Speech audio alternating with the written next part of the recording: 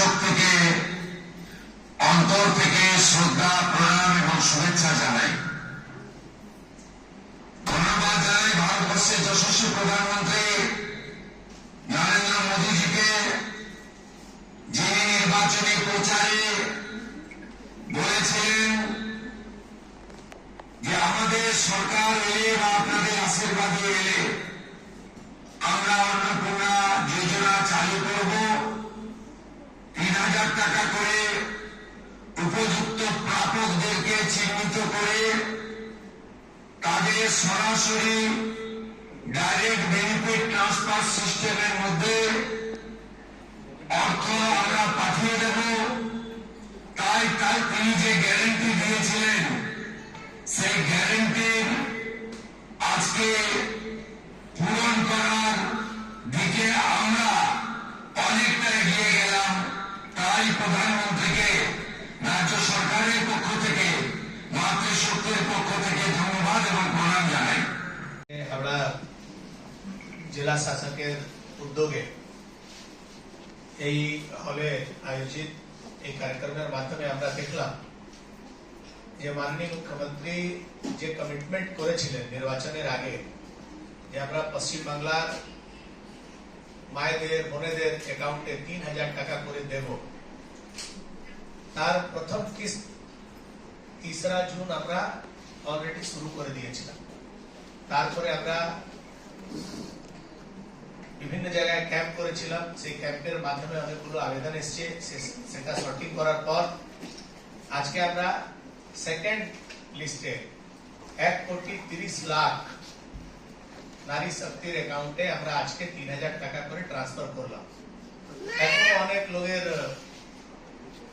আবেদন আসছে।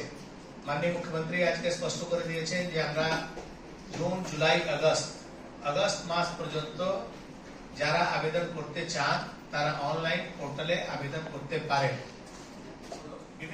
আমরা দেখলাম যে আমাদের হাওড়া জেলার 4,12,633 মহিলা তাদের অ্যাকাউন্টে আজকে এই অর্থ সহায়তা গেল এবং তারপর বাকি আগস্ট মাস অব্দি এটা চলবে। প্রত্যেকে অনলাইনে বাকি যারা রয়েছেন তারা আবেদন করতে পারেন। বাকি আমাদের অন্যান্য সহায়তা কেন্দ্র খোলা হবে।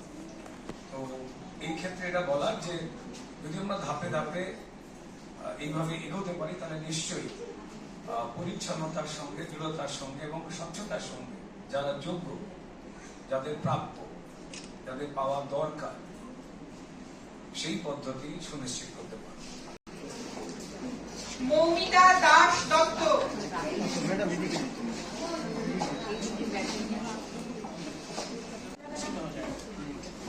কমলা ব্যানার্জি, পূর্ণিমা দাস,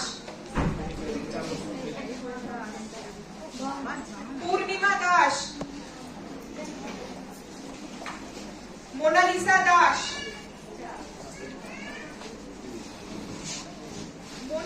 দাস, একটু হ্যান্ড রেজ করবেন কাইন্ডলি, নামটা শুনলে। মৌমিতা দাস ম্যাডাম একটু চলে আসবেন। স্বাগতা ঘোষ,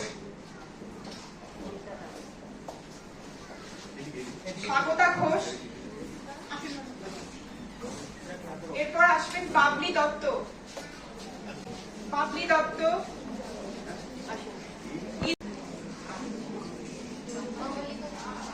জ্যোতি গুপ্তা, দীপশিখা হালদার, শীলা শর্মা,